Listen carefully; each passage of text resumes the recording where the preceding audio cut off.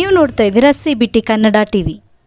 ಮಂಡ್ಯ ನಗರದ ಅಂಬೇಡ್ಕರ್ ಭವನದಲ್ಲಿ ಗಣಿ ಮತ್ತು ಬೃಹತ್ ಕೈಗಾರಿಕಾ ಸಚಿವರು ಹಾಗೂ ಮಂಡ್ಯ ಲೋಕಸಭಾ ಸದಸ್ಯರಾದ ಕುಮಾರಸ್ವಾಮಿಯವರಿಂದ ಜನತಾ ದರ್ಶನ ಕಾರ್ಯಕ್ರಮ.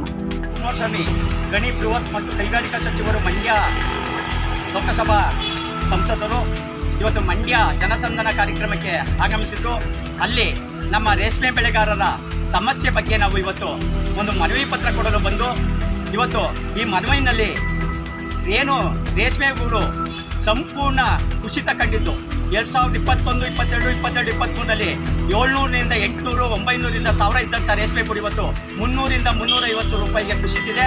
ಆದ್ದರಿಂದ ರೇಷ್ಮೆ ಬೆಳೆಗಾರರು ತುಂಬ ಆತ್ಮಹತ್ಯೆ ಹಾದಿಡಿಯುವಂಥ ಪರಿಸ್ಥಿತಿಯಾಗಿದೆ. ಮತ್ತು ಸರ್ಕಾರ ಕೊಡುವಂಥ ಸವಲತ್ತುಗಳು ಸರಿಯಾದ ಗುಣಮಟ್ಟದ ಸವಲತ್ತುಗಳಿದ್ದರಿಂದ ಅದನ್ನು ಗುಣಮಟ್ಟದ ಸಲಕರಣೆಗಳನ್ನ ಕೊಡಬೇಕು ಅಂತ ಕೂಡ ಈ ಸಂದರ್ಭದಲ್ಲಿ ಮನವಿನಲ್ಲಿ ಸಲ್ಲಿಸಿದ್ದೇವೆ. ಮತ್ತು ಸಹಾಯಧನ ಏನು ಒಂದು CSR ಗುಡಿಗೆ 10 ರೂಪಾಯಿ ಬರ್ತಾಯಿತ್ತು, 30 ರೂಪಾಯಿ ಅಂತೇಳಿ ಸರ್ಕಾರದ ಆದೇಶ ಇತ್ತು. ಈಗ 30 ರೂಪಾಯಿ ಕೂಡ ಬಂದಿರೋದಿಲ್ಲ.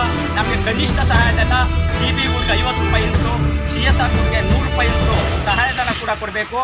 ಮತ್ತು ರೇಷ್ಮೆ ಏನಿವತ್ತು ಸಂಪೂರ್ಣ ನೀರಿನ ಸಮಸ್ಯೆಯಿಂದ ಅಂತರ್ಜಲ ಕುಸಿತದಿಂದ ನಾವು ರೇಷ್ಮೆ ಬೆಳೆಗಾರರು ಸಂಪೂರ್ಣ ಬೆಳೆ ಒಣಗೋಗಿದೆ. ನಮಗೆ ಒಂದು ಎಕರೆಗೆ 25,000 ರೂಪಾಯಿ ಪರಿಹಾರ ಸಹಾಯಧನವನ್ನು ಕೊಡಬೇಕು.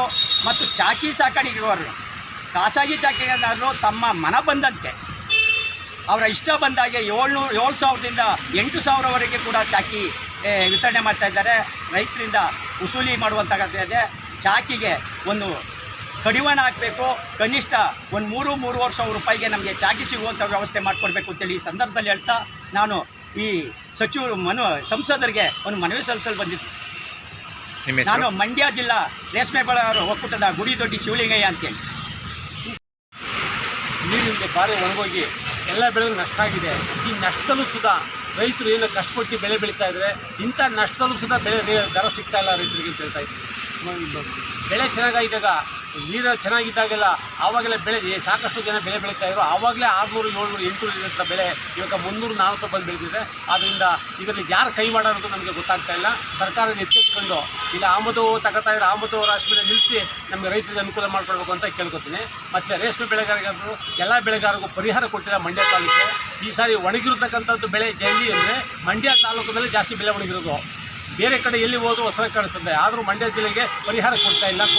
ಆದರೆ ಮಂಡ್ಯ ಜಿಲ್ಲೆಗೆ ಪರಿಹಾರ ಕೊಡಬೇಕು. ಮತ್ತು ಆದಷ್ಟು ಬೇಗ ಕಾಲುವೆ ನೀರು ನಿಲ್ಲಿಸಬೇಕು ಅಂತ ಈ ಸಂದರ್ಭ ಕೇಳ್ತೀವಿ.